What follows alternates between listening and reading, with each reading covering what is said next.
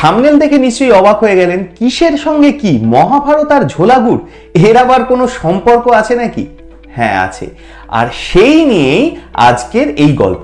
এই গুরুত্বপূর্ণ প্রতিবেদন শেষ অবধি দেখুন। আমি দীপেন্দু, দ্য নিউজ বাংলা লাইফে আপনাদের স্বাগত জানাই।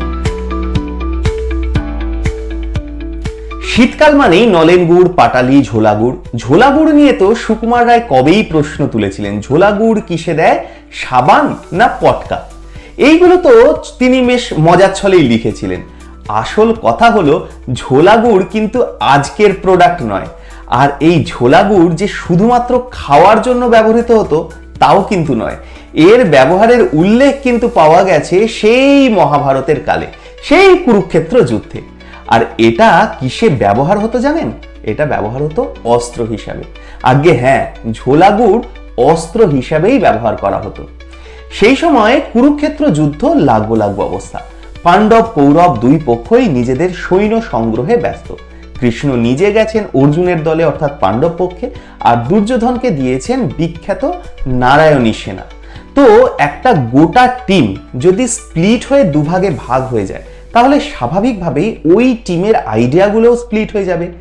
যেহেতু কৃষ্ণের মস্তিষ্কে যুদ্ধের অনেক অদ্ভুত আইডিয়া ছিল, কাজেই দুই দলই সেই আইডিয়াগুলো ব্যবহার করেছিল।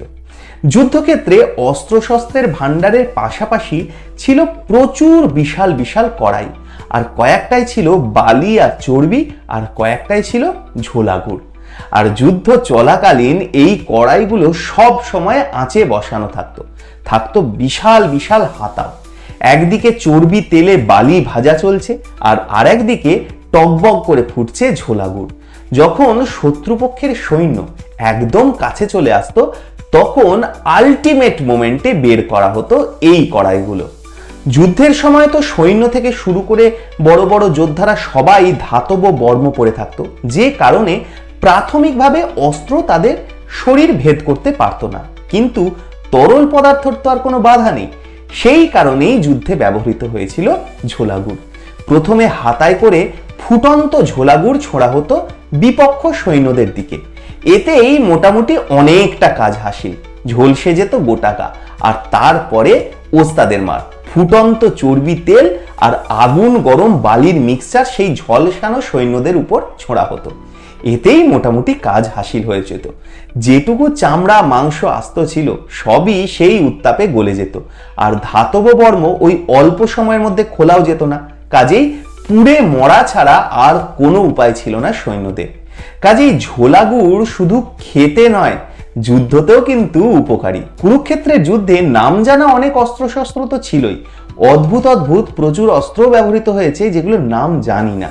যেমন তাদের নাম তেমন তাদের কাম, সেগুলো নিয়ে না হয় অন্য একদিন বলা যাবে।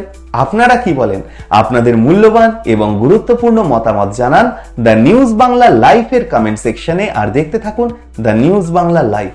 দুর্নীতি রাজনীতির বাইরে এই ধরনের সব খবর জানতে চোখ রাখুন কেবলমাত্র দ্য নিউজ বাংলা লাইফে।